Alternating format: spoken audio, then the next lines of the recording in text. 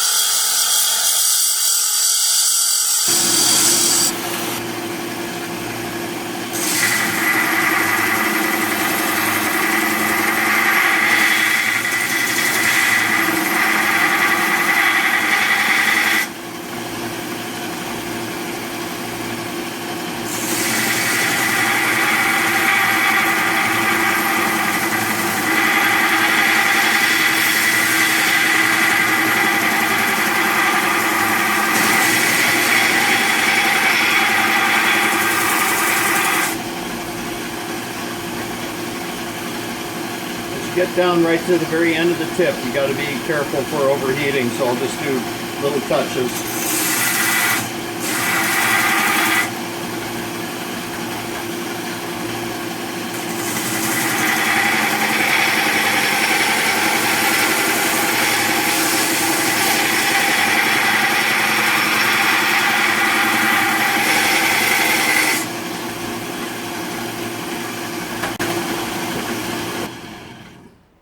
Okay, that's it. We have a tip back again, and we got a nice smooth profile coming down. So I'm gonna do. I'm just gonna rough the surfaces up real quick here now. I'm gonna just turn it this way. Lay the blade flat.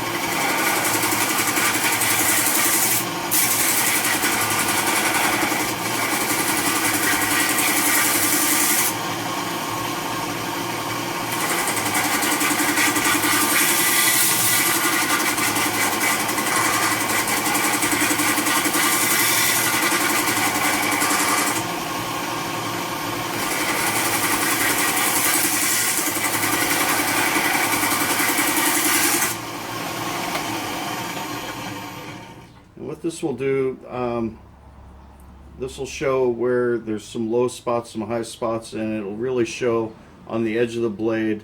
You can really see this little part where it curves in. I'm just going to get this roughed up so that I can really see what my surface looks like. It's already starting to look like a new blade again.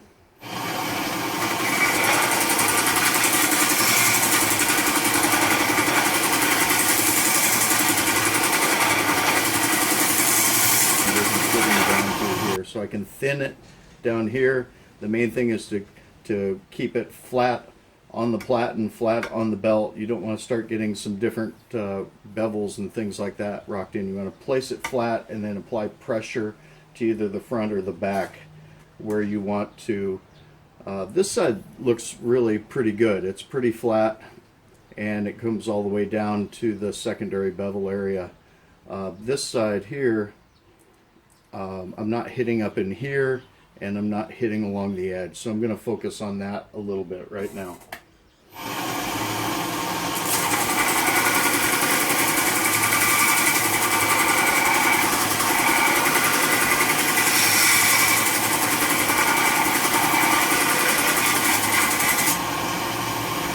Okay, that's got the top.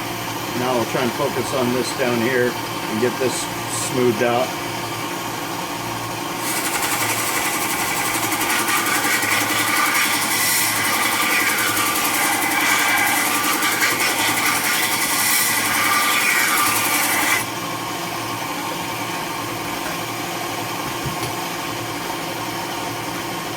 A little bit more down here.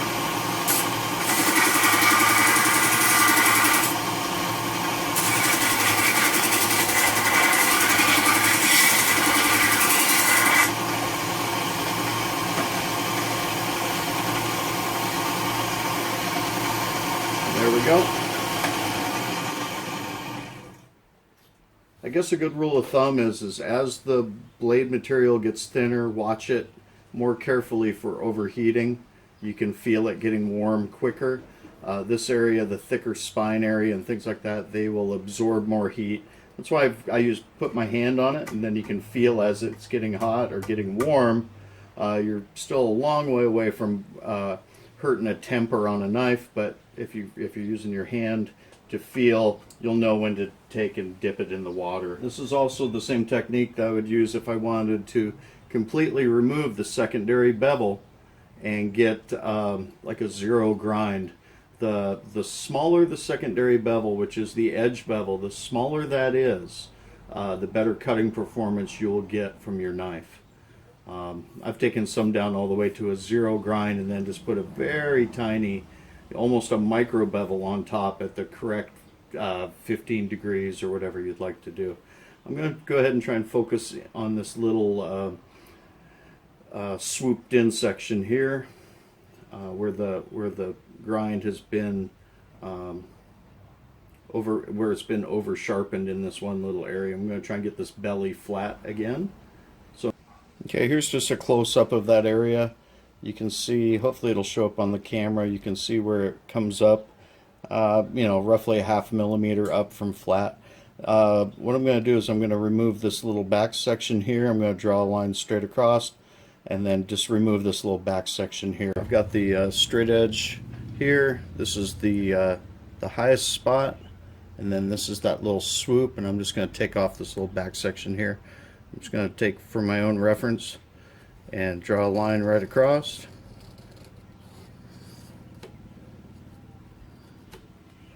And that should give me a reference line to follow when I do this quick little touch grind. I'm just going to touch it, just removing this back shoulder.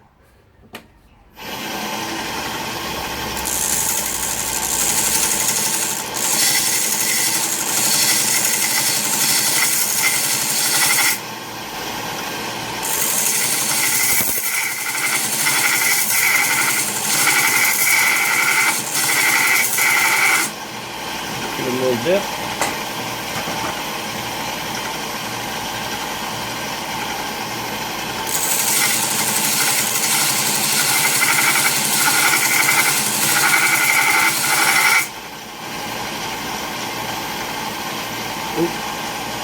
Okay, needs a little more.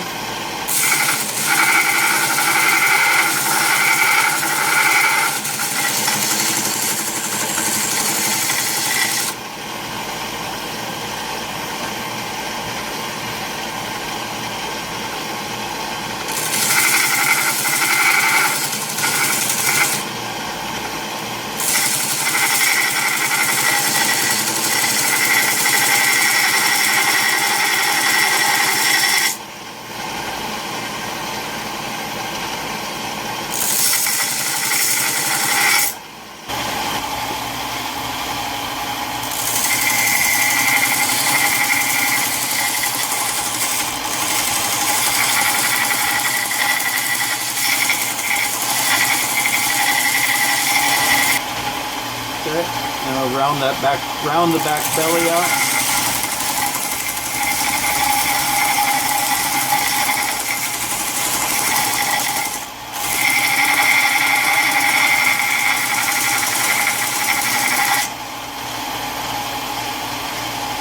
Nice.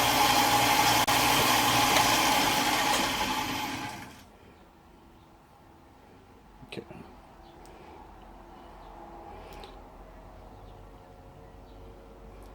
Then we just need to re-apex this area right in here, and I can do that either with the angle jig, or I could do it freehand and thin this whole area down. I think the angle jig will work just fine. One of the final steps too will be to smooth. As I use some of the lower grits, I'll go ahead and remove these edges right here, these sharp edges. But the idea being is that we have a flat blade that then we can use again when you make contact with something flat. So hopefully that shows up. If it isn't perfect, still the idea is to show you, to give you the idea. And it's hard to film and do this all at the same time without it taking forever. But we've got the tip redone, we've got the surface reconditioned, and I'll keep following up with finer grits. That's just the coarse belt, and then we'll round this back shoulder off as we go, and we've got this flat. So I'm going to go ahead and readjust the camera again, and we'll keep going, and I'll do the rest of the sharpening process. Okay, swapping out the 80 grit. Going to go to 120.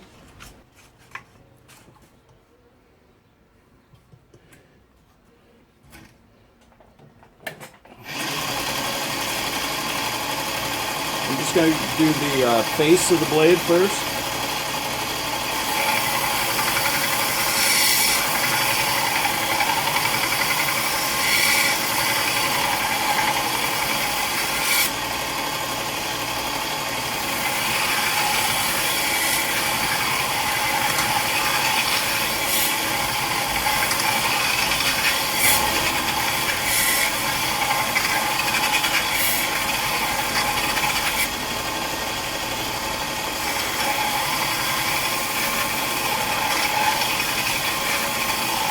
And I'm going to round this little back shoulder like we talked about.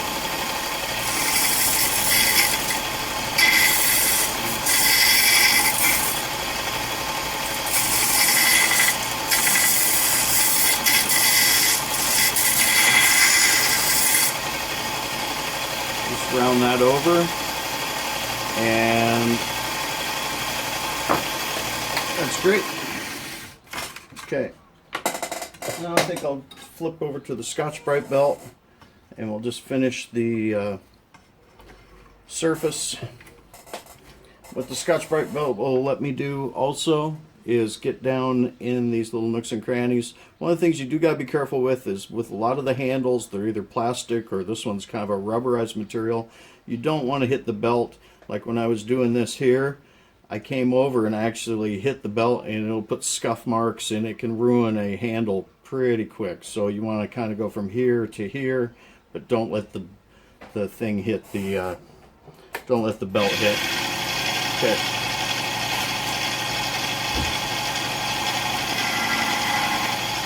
So I'm putting the edge of the belt right here where the edge of the handle is, coming up over the top.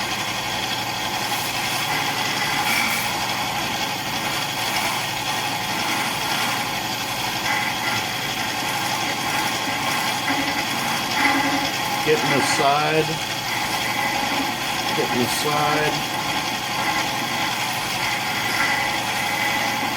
There we go. And then you can go along the tang. And then try and get down in a little over the surface on the platen.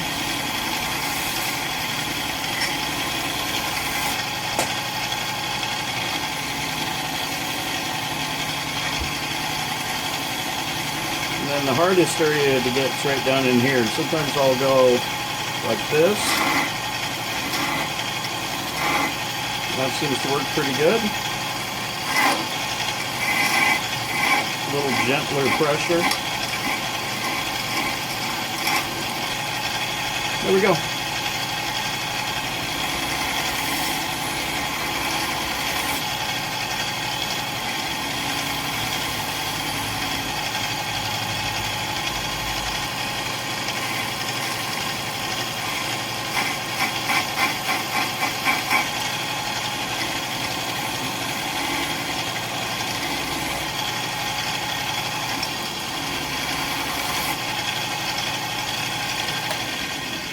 wanted to go crazy, you could, you know, do some hand polishing there. But that's 120 grit, 80 grit, 120 grit, and then just a quick buff with the Scotch-Brite.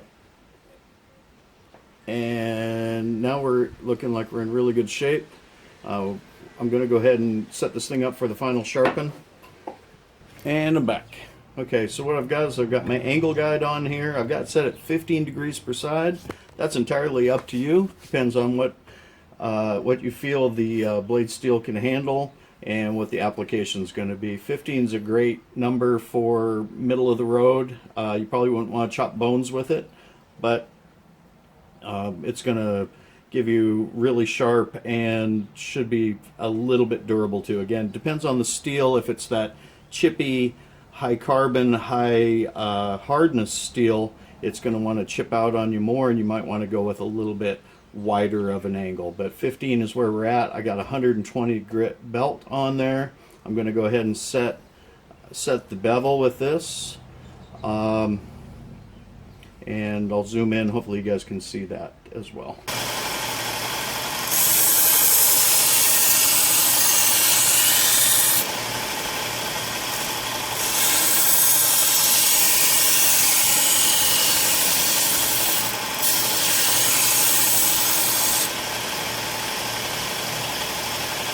So back here is where it needs a little extra.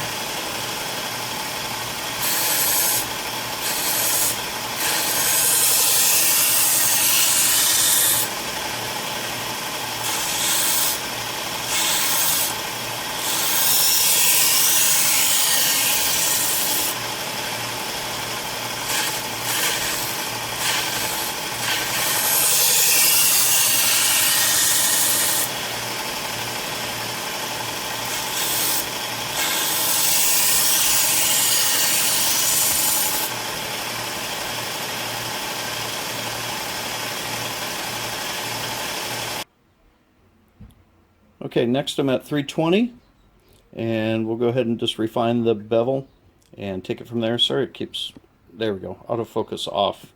Okay, now we're at 320 grit. I'm going to go ahead and do the same thing. I'm also going to sand and smooth this back shoulder a little bit more as I go, and it should only take me just a minute. We've already got our tip is back, surfaces are shiny, and we're in good shape.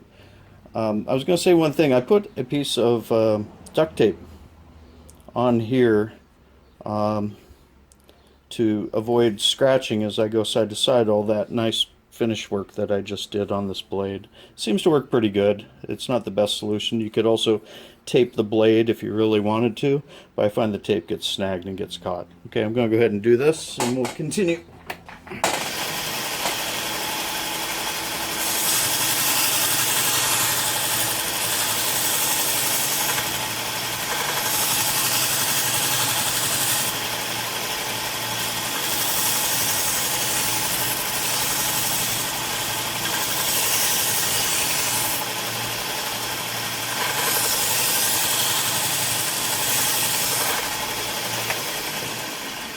Once you have the apex set that we did with the 120, you really don't need to do a lot of additional work.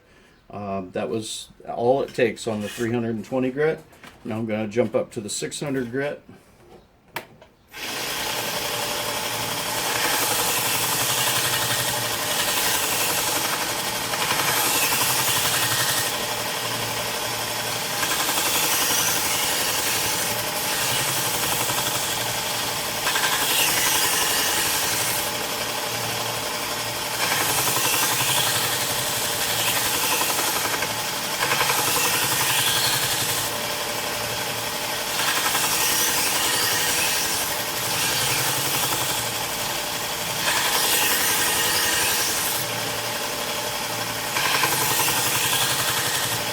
Do a little bit more work back here on the shoulder.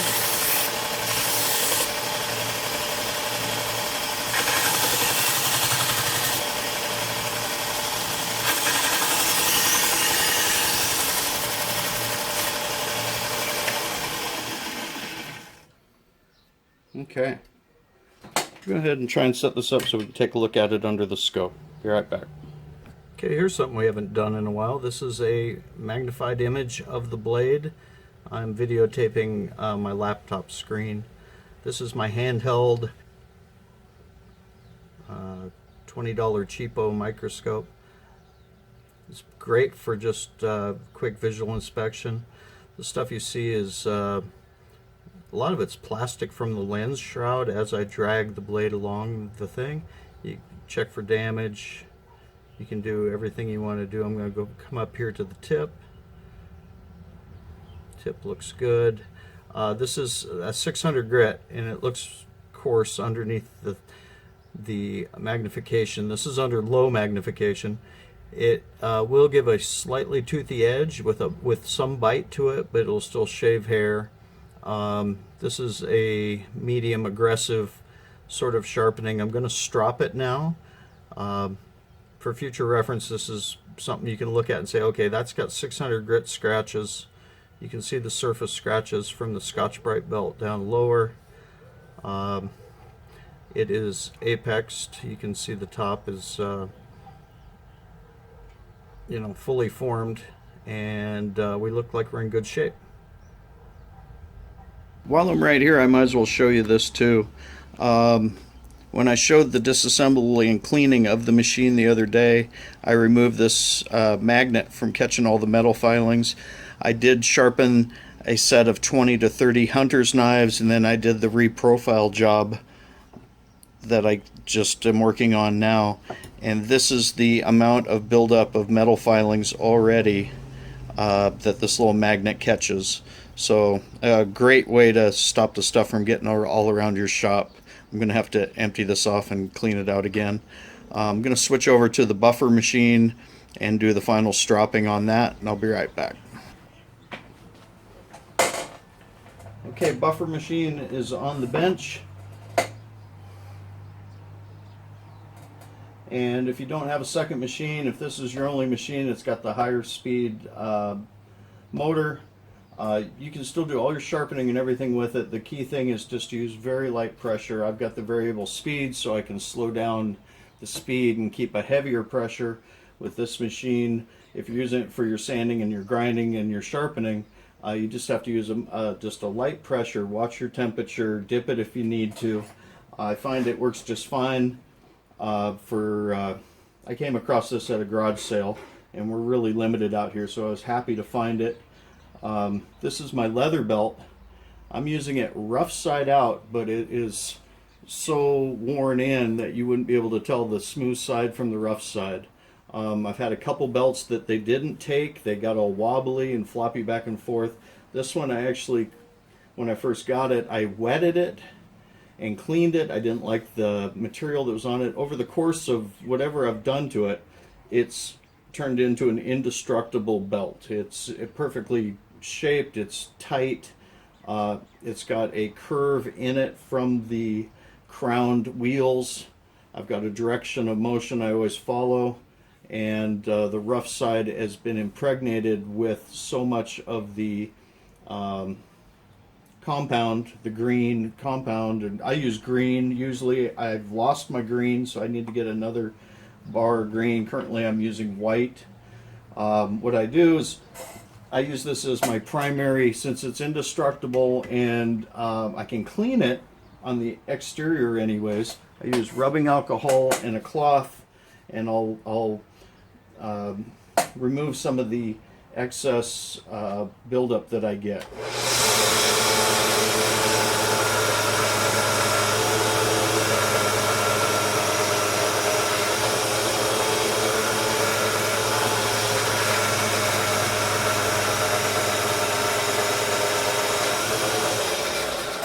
I don't do that every time, but that's how I clean my belt.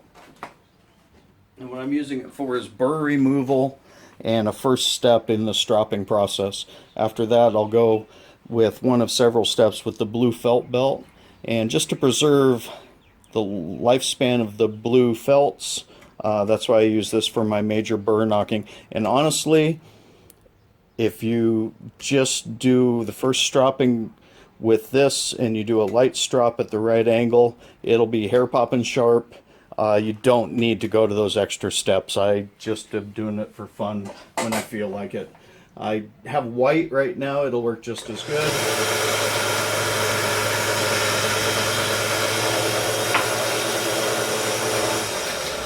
Now I sharpen this at 15 degrees. I do have an angle cube right here I could use. I know that 15 degrees is just about one pinky up. I'm going to talk about advanced final sharpening later on with convexing the bevel slightly so that it contours the strop. For right now I'm just going to strop on the flat surface with about a pinky right behind it, and light tip passes on both sides. Just barely touching it.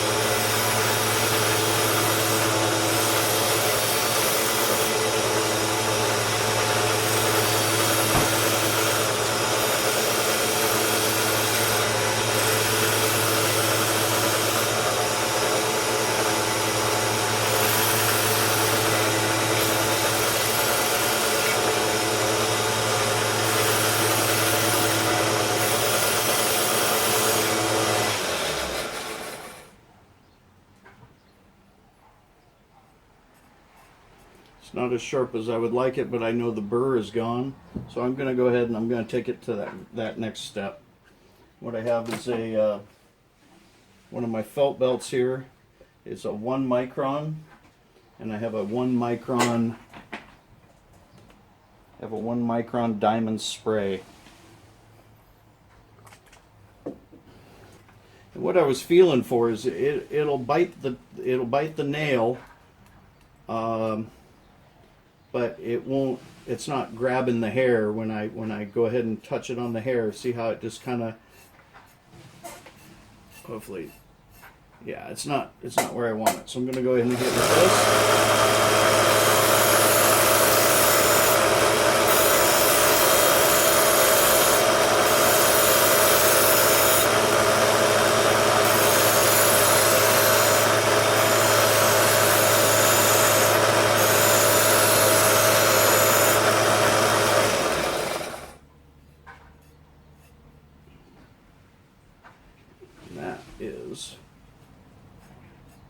That's better.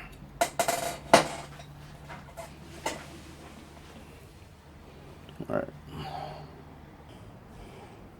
So if you've done everything right, what you should have is a toothy edge that you can feel bite into your finger. It'll shave hair off your arm, and it'll still have some decent slicing ability. So this isn't the sliciest edge you can make, but it is also got a bite to it, like it'll cut through meat and things like that really good. Okay guys, hopefully that helps. Okay guys, I hope you enjoyed the video. Thank you guys for watching.